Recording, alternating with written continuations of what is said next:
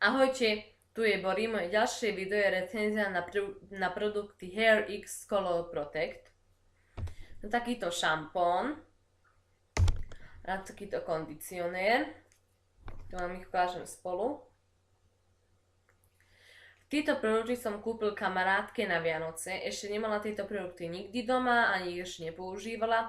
Počul som, že sú veľmi dobré, majú dobré účinky. To som ich jej kúpil, lebo si často farbí vlasy. Tieto výrobky boli kupované z Oriflame. Nebola to ako sada spolu, každý výrobok som kupoval zvlášť. Určite vám dám dole link na stránku Oriflame, ako sa volajú tieto produkty. Tak prejdeme tým produktom, samým produktom. Toto je šampón, má 250 ml. Je to šampón na farbené vlasy, má to Brilliance, Shine, Preserving System, Baobaba Levance. Je to taký akoby na pohľad ako taký mliekový šampón. To vyzerá ako mliek, toto vidíte, taký biely to je. Tak. Toto je ten kondicionér, to isté tam je napísané, že Baobaba Levance, Brilliant Shine, tiež na farbené vlasy sú.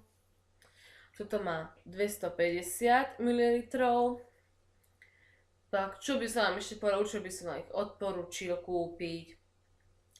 Nič za vyskúšané nedáte. Keď si ich kúpite, tak mi dajte dole do komentov, že či vám nejak pomohli. A začneme.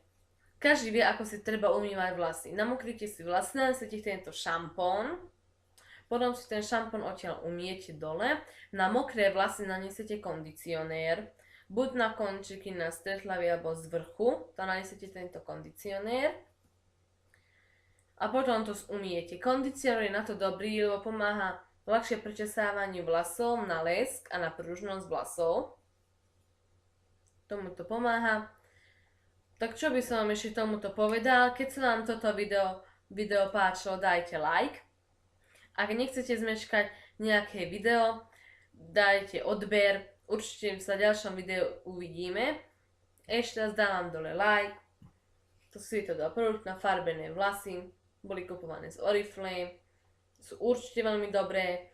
Je to prírodne vyrobené z nejakých byliniek alebo rastlín a tak. Nie sú testované vôbec na zvieratách, tieto produkty sú testovaní na ľuďoch. A čo iné by som vám tomu dodal? Uvidíme sa v ďalšom videu, buď to bude recenzia alebo tag, alebo niečo, alebo nejaký účes vytvorím. Tak v ďalšom videu ahojte, ahoj.